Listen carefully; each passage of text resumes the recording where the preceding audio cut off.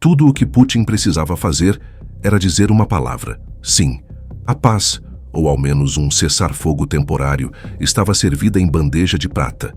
30 dias para reorganizar tropas, salvar milhares de vidas e tentar reparar a imagem da Rússia no mundo. Mas ele recusou. E essa recusa pode ter sido o maior erro estratégico do século. Enquanto o Kremlin se afundava em discursos sobre honra nacional, a Ucrânia transformava seu sofrimento em arma. Defesas improvisadas se tornaram sanções voadoras, ataques cirúrgicos atingindo o coração da economia russa. Refinarias explodem, terminais de petróleo param, combustível falta. E soldados russos lutam sem munição. Tudo isso porque um homem se recusou a negociar. Curiosamente, enquanto Donald Trump tentava, mesmo por interesse próprio, mediar a paz, Putin apenas prometia diálogo enquanto enviava mais drones e mísseis contra Kiev. A cada nova recusa, a Rússia sangra mais, e a Ucrânia parece determinada a cobrar caro por cada mentira e bomba lançada. Mas afinal, o que são essas misteriosas sanções voadoras? Como a Ucrânia conseguiu inverter a balança de poder, levando a guerra para dentro do território russo? E será que o império energético de Putin está realmente desmoronando? Essas perguntas você vai entender agora. Fique até o final. O que verá é o retrato de um império que acreditava ser intocável e agora está em colapso.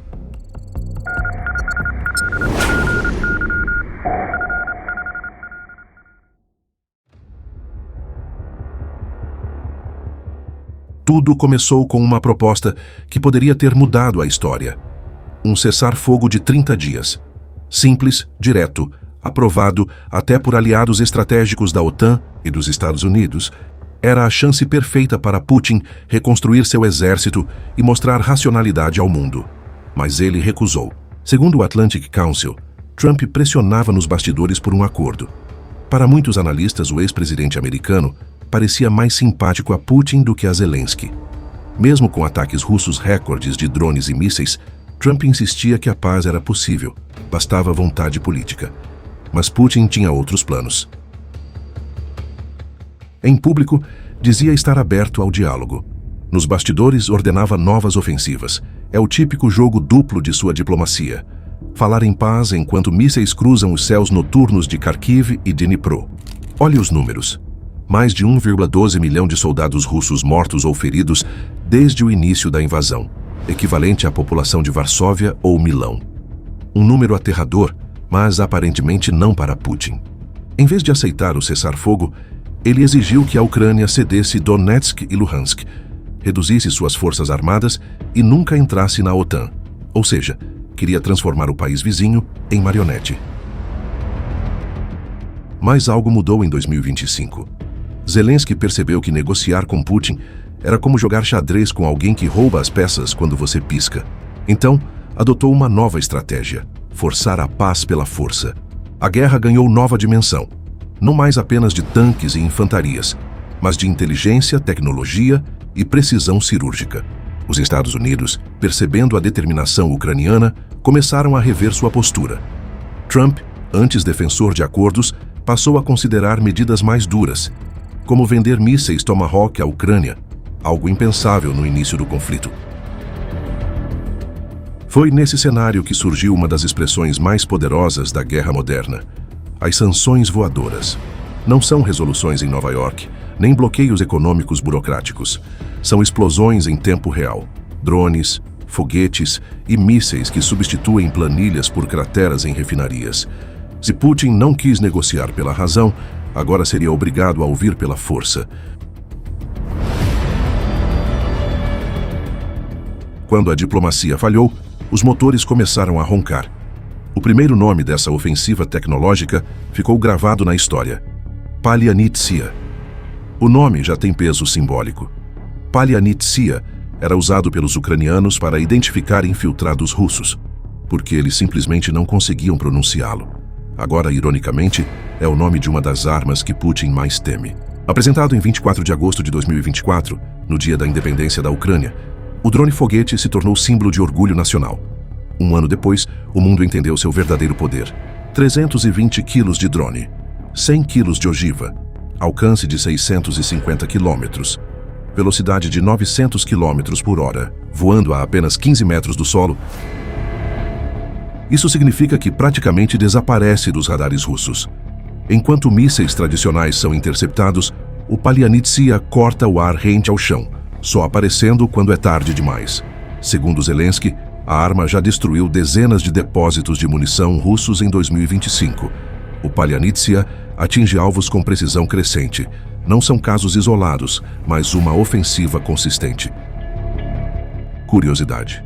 Especialistas acreditam que o drone é fruto de engenheiros civis e startups ucranianas, mobilizados pelo governo para criar armas baratas e eficientes. Enquanto a Rússia gasta bilhões em mísseis que falham, a Ucrânia consegue resultados por uma fração do custo.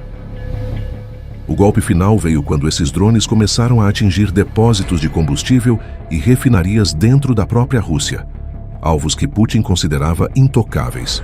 Imagine, depósitos explodindo a centenas de quilômetros da fronteira, comboios interrompidos, combustível escasso.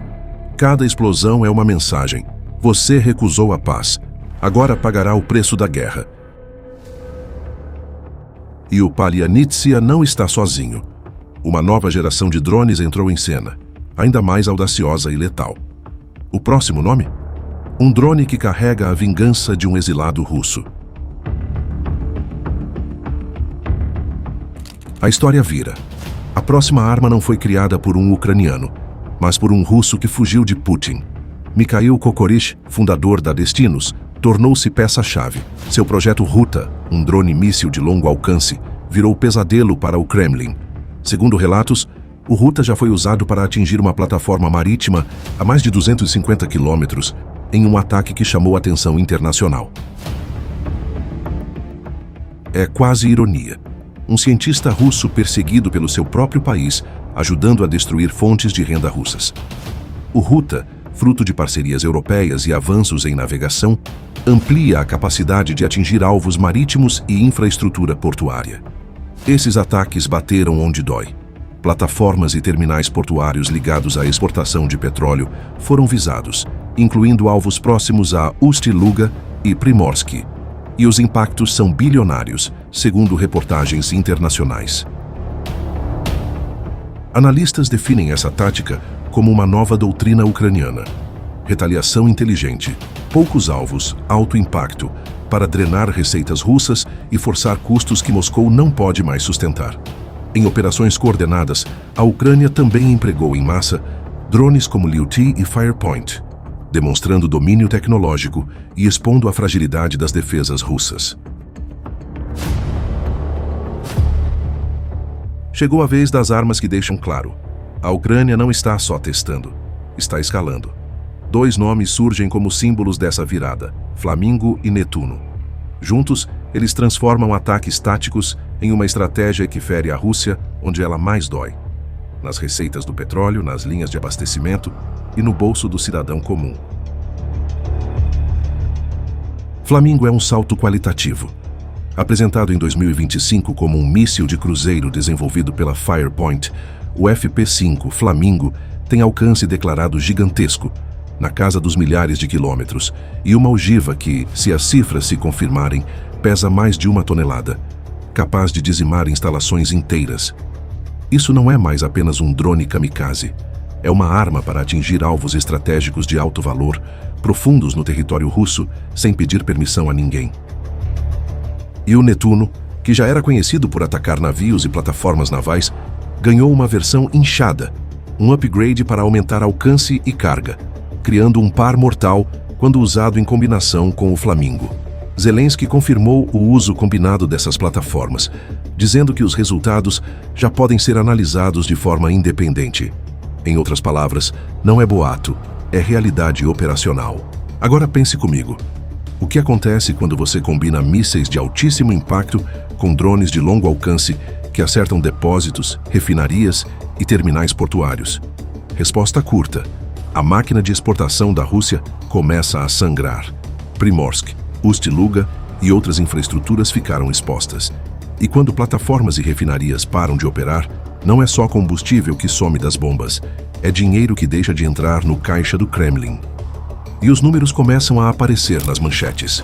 Segundo dados citados por Zelensky, a oferta interna de gasolina na Rússia pode ter caído em cerca de 20% após esses ataques de longo alcance, um impacto que já se traduz em racionamento, postos fechados e compras emergenciais de combustível de países como Bielorrússia e China. Isso não é teoria, é consequência direta das sanções voadoras. Então eu te pergunto, ainda resta alguma dúvida de que a Ucrânia aprendeu a transformar inovação em poder de guerra? Quando mísseis como o Flamingo e variantes do Netuno se juntam aos drones foguete e às táticas cirúrgicas, a estratégia é clara: transformar a recusa de paz de Putin numa fatura insustentável. A Ucrânia sabia exatamente onde golpear. Não foram trincheiras nem cidades ocupadas. O alvo era o coração da economia russa, o petróleo. O que começou como ataques pontuais rapidamente se tornou uma ofensiva de precisão contra refinarias, terminais e oleodutos. A lógica era clara: se Moscou não recua pela razão, será forçada a ajoelhar pela escassez. Explosões atingiram locais simbólicos. Refinarias em Volgogrado e Ryazan caíram em sequência, uma delas a menos de 300 quilômetros de Moscou. Era como se Kiev dissesse: nós podemos alcançar vocês e nenhum radar impedirá isso. Terminais estratégicos como Ust-Luga e Primorsky, no Mar Báltico, pegaram fogo, portos vitais para a exportação de petróleo russo para a Europa. Cada chama era uma tonelada de petróleo a menos e milhões de rublos evaporando em fumaça. As consequências apareceram rápido. Postos de combustível passaram a limitar vendas a 30 litros por pessoa. Filas se formaram, o desespero cresceu, e a propaganda do Kremlin, que prometia uma guerra distante e controlada, começou a ruir. Segundo Zelensky, a escassez de gasolina na Rússia chegou a 20%, suficiente para provocar um colapso logístico em um país continental, dependente de transporte rodoviário e militarizado. Refinarias inteiras pararam, e a capacidade de refino caiu cerca de 40%. Com o refino comprometido, Moscou passou a depender de importações. A Bielorrússia aumentou suas vendas 6 vezes, enquanto a China forneceu gasolina e diesel sem impostos. A Rússia, antes maior exportadora de energia do mundo, agora comprava combustível caro do vizinho. Cada litro importado significava menos recursos para tanques, drones e mísseis. Para piorar, em setembro, o governo russo proibiu totalmente a exportação de gasolina e restringiu severamente a venda de diesel. As imagens falam por si. Postos vazios na Crimeia, filas em Tyumen, regiões inteiras sem combustível, caminhoneiros protestando. A escassez se tornou o novo inimigo interno do Kremlin. Enquanto isso, a Ucrânia comemorava discretamente. Cada ataque a refinarias, cada explosão em terminais marítimos, cada comboio parado era uma vitória silenciosa e devastadora. A ironia é clara. Ao recusar a paz, Putin criou a arma que mais o feriria. Transformou o próprio petróleo, seu maior trunfo econômico, em ponto fraco. Quanto mais prolonga a guerra, mais a Ucrânia aperta o cerco. Drones e mísseis ucranianos se tornaram as novas sanções voadoras, atingindo com precisão milimétrica fontes de riqueza russas. Não são diplomatas ou reuniões da ONU que enfraquecem Moscou. São explosões que cortam oleodutos e apagam refinarias inteiras. O impacto é sentido também fora do campo de batalha. Inflação disparada, rublo enfraquecido e reservas drenadas para sustentar uma guerra que consome mais de 300 milhões de dólares por dia. Enquanto Zelensky anuncia novas armas e amplia o alcance dos ataques, Putin tenta disfarçar o colapso interno com discursos sobre soberania e resistência. A realidade, porém, é clara. O império energético russo está se esfarelando, e o preço da teimosia é pago pelo próprio povo, em filas, racionamento e desespero. A Rússia está colhendo o próprio veneno. O caos econômico que Putin jurava controlar agora se espalha pelas ruas como um vírus silencioso. O combustível virou ouro líquido. Filas se formam nos postos, motoristas esperam horas por alguns litros e o governo tenta esconder o desespero sob a velha cortina de propaganda. Mas os números não mentem. A inflação já passa dos 10% e o país mais rico em petróleo da Europa enfrenta o pior colapso energético desde os anos 90. Em regiões como Sverdlovsk, Chelyabinsk e Tyumen, os postos estão racionando gasolina. Cada motorista pode comprar, no máximo, 30 litros. Parece piada, mas é a nova realidade de um império que se gabava de ser autossuficiente. Na Crimeia, os preços explodiram e a raiva da população cresce. Enquanto o Kremlin culpa o Ocidente, o povo sabe que a verdadeira razão está nas explosões que iluminam o céu russo todas as semanas. Refinarias em chamas, terminais destruídos, comboios interrompidos. Para tentar conter o caos, Putin fez o impensável. Autorizou a importação de combustível da Bielorrússia e da China, eliminando tarifas e impostos. Ou seja, a Rússia está comprando aquilo que antes vendia. É o retrato perfeito da ironia geopolítica. O czar do petróleo transformado em mendigo energético. A cada carregamento que entra pelas fronteiras, o Kremlin perde mais dinheiro e mais credibilidade.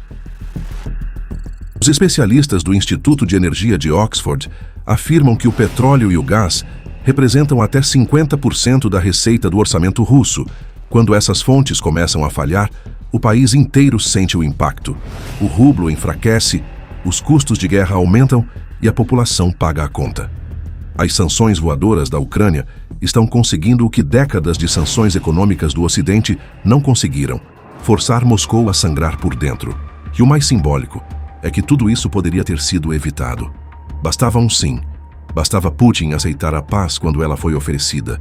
Mas ele escolheu a guerra e agora vê seu próprio país mergulhar em escassez, caos e humilhação. Deixe sua opinião nos comentários. Queremos saber o que você pensa. E se gostou desse conteúdo, inscreva-se no canal e ative o sininho para acompanhar os próximos vídeos. Conheça também o clube de membros do canal. Lá você tem acesso antecipado aos vídeos, participa de conteúdos exclusivos e ainda ajuda diretamente a manter esse trabalho independente. Aqui não recebemos verbas públicas, nem apoio de partidos ou grandes conglomerados. Quem sustenta essa estrutura é quem valoriza a informação séria, direta e sem filtro. Se você quer ver mais vídeos como este, com análises que vão além do superficial, considere se tornar um apoiador hoje mesmo. Sua participação faz toda a diferença. Agora, clique nos vídeos que estão aparecendo aí na sua tela e continue explorando os bastidores da geopolítica mundial. Até a próxima!